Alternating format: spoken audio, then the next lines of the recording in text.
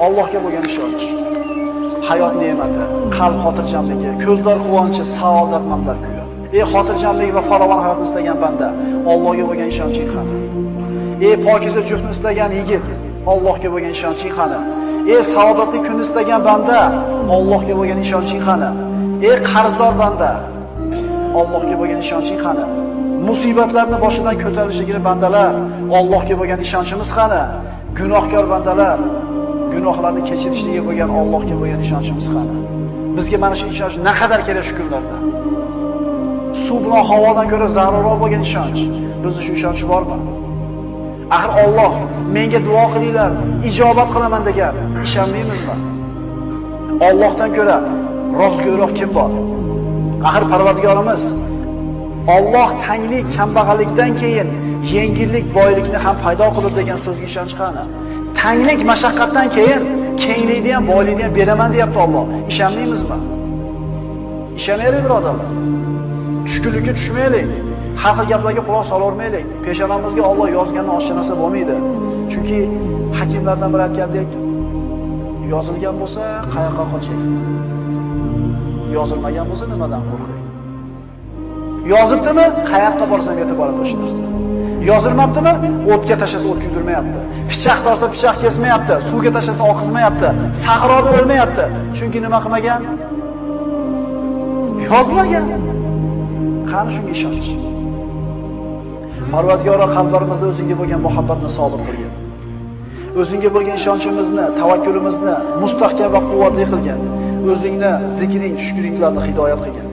O'zingga ro'baro bo'ladigan kunimizda og'zimizdan chiqqan oxirgi so'zimiz la ilaha illalloh Muhammad Rasululloh kalimasi bo'lishi nasib etgan. Agar shuni ham Alloh xohlamagan bo'lsa ayta olmaymiz, birodarlar. Alloh taolo siz bilan bizni mahzun bo'lmaslikka buyuradi. Alloh taolo siz bilan bizni o'ziga tavakkul qilishlikka buyuradi. G'am, qayg'u, huzn insonga nimani olib keladi? Alloh taolo siz bilan bizni man qilgan ish. Mahzun bo'lma. Hech qachon mahzun bo'lma. Chunki qayg'u seni o'tmishingdan bezovta qilib, kelajakdan xavotirga soladi. Oqibatda bugungi kuningni yo'qotasan. Hech qachon mahzun bo'lma. Chunki qalb qayg'u bilan ovora bo'lib, ruhing so'nib, yuzing nuri ketadi. Orzu umidlaring yo'q bo'ladi. Ey mo'min banda, mahzun bo'lma. Chunki qayg'u dushmaningni xursand qilib, do'stingni mahzun qiladi. Qayg'u sababli haqiqatlarni ko'ra olmay qolasan. Mahzun bo'lma, chunki qayg'u qazoy qadorga norozilik, ne'matga esa nonko'rlik bo'ladi. Mahzun bo'lma, chunki qayg'u, g'am yo'qolgan narsani qaytarmaydi. O'liklarni tiriltirib, qadarni qaytarmaydi, foyda keltirmaydi. Mahzun bo'lma, chunki qayg'u shaytondan, qayg'u faqirlik va naq umidsizlikdir. Mahzun bo'lma. Agar sen faqir bo'lsang, umri qarzga botib ketgan kishilar bor. Agar mingani uloving yo'q bo'lsa, oyog'i shol bo'lib qolgan odamlar bor. Mahzun bo'lma. Agar bir farzandingdan ajragan bo'lsang, shunday insonlar borki, bitta baxtsiz hodisa tufayli butun oilasidan mahrum bo'lganlar bor. Mahzun bo'lma. Agar gunohkor bo'lsang, tavba qil.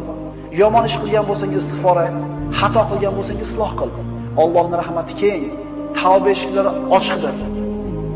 Mahzun bo'lma. Agar g'amga botsang, asablaring taranglashib, vujudingni qiynab tunlarni bedor qilasan. Mahzun bo'lma, chunki qazo qadar qalami ishini bitirgan, varaqlar qurigan, kitob yopilgan, undan oshiqcha ham kamon bo'lmaydi. Mahzun bo'lma. Mahzun bo'lma. Qo'lingdan ketgan narsaga g'am chekma. Bittasi ketgan bo'lsa, hali qo'lingda juda ko'p Alloh taoloning ne'matlari bor. Axir Alloh aytmaydimi? Agar Allohning ne'matlarini sanasangizlar, sanoqqa yeta olmaysizlar. Bitta ko'zing o'yilgan bo'lsa, ikkinchisi turibdi. Ikkala ko'zing ketgan bo'lsa, quloqing, oyog'ing turibdi. Bitta ne'matdan mahrum bo'lgan bo'lsang, hali juda ko'p ne'mat bor. Mahzun bo'lma. Hasadgo'y, botil ahillarning tanqidlariga parvo qilma. Chunki ularning so'zlariga sabr qilishda senga ajr mukofot bor. Seni tanqid qilishlari seni qadringni belgilaydi. Axir odamlar o'lik itga so'z otmaylar-ku. Doim istig'forda bo'l. Chunki Parvardigorim tavbalarni qabul qilguvchidir. Alloh aytadi istig'for etgan bandalarga: Parvardigoringiz Allohdan mag'firat so'ranglar. Albatta u o'ta mag'firatli bo'lgan zotdir. Shunda ustlaringizga osmondan yomg'ir yog'dirir. Sizlarni moli dunyo, bola chaqa bilan madad berur, hamda sizlarga bog' bo'stonlarni berur. Istig'for etgan bandaning ustidan yomg'ir yog'adi. Bog'irog'i, bola chaqasi, moli dunyosi ko'p bo'ladi. Faqat ishonishlik kerak bunga. Mahzun bo'lma. Kasallik albatta ketadi. Musibatlar albatta ko'tariladi. Gunohlar kechiriladi, qarzlar uziladi, mahbuslar ozod bo'ladi. G'oyiblar, ketganlar albatta qaytib keladi. Osiylar tavba qiladi, albatta yomonlar jazosini oladi. Mahzun bo'lma. Mahzun bo'lma. Modomiki odamlarga yaxshilik qilar ekansan, albatta mushkullalaring hal bo'ladi. Chunki odamlarga yaxshilik qilishlik inson o'zining mushkullalarini hal bo'lishiga sabab bo'ladi. Mahzun bo'lma. Chunki sen qilgan bitta hasonat uchun 10 dan tortib 700 gacha ajr beriladi. Balki undan ham ko'proq. Lekin qilgan gunohinggacha bittagina jazo beriladi. Mahzun bo'lma. Senda eng katta ne'mat bor. Chunki sen tavhid kalimasini aytganlardansan. Ahli qiblasan, musulmonsan, qo'lingni duoga ko'targan kishilardansan. Sen mahzun bo'lma. Mahzun bo'lma, chunki sen hayotning yengil og'ir, issiq sovuq, faqir boy holatida ham foyda ustasan. Rasul aytgan-ku, mo'min ishi ajablanadi. Qanaqa kun kelmasin uni foydasiga. Yaxshi kun yetsa Allohga shukr qiladi, savob oladi. Mashaqqatli kun kelsa sabr qiladi, yana savob oladi. Bu faqat kimga berilgan? Mahzun bo'lmaydi musulmon odam. Mahzun bo'lma. Axir senda Qur'on bor, zikr, duo bor. Axir senda namoz, amr ma'ruf, sadaqa, boshqa savobli amallar bor. Boshqalarda yo'q bu narsa. Kim xohlardi dunyoda iymoningni berasan, dunyodagi hamma xohlagan narsani beraman desa, qaysi mo'min xohlardi shu narsani? Odamlarga zulm qilayotgan, haqlarini yeyotgan, tuhmat qilayotgan, bo'xton qilayotganlar ham o'ladi. Zulm ko'rgan, sabr qilgan, savob umid qilgan kishilar ham o'ladi. Lekin Alloh taoloning huzuriga borganda kim yutuqda bo'ladi? Dunyo hayoti vaqtincha. Ad-dunya sa'a fajal xato degan Rasululloh. Dunyo 1 soatlik umr bor yo'q. Ana shu 1 soatni ibodatga aylantirdilar degan Rasululloh. Kim o'lmaydi? Kim o'lmaydi? Mahzun bo'lma. Axir qora bulutlarni tarqaganini, qorong'i tunni yorishganini, shamollarni to'xtaganini ko'rmaganmisan? Inshaalloh mashaqqatlaring rohatga, hayoting yorug'likka, kelajaging ne'matga to'lib boradi. Inshaalloh. Mahzun bo'lma. Agar oldingda chora qolmasa, yo'llar berkilib, umidsizlik bostirib kelsa, yo Alloh degan. Mahzun bo'lma. Agar musibat, baxtsizlik, xavotir kelsa, yo Alloh degan. Mahzun bo'lma. Agar keng dunyo tor bo'lib ketgan bo'lsa, ishlar og'irlashsa, yo Alloh deb nido qilgin. Mahzun bo'lma. Agar oldingda ishlar yopilsa, yo Alloh deb nido qilgin.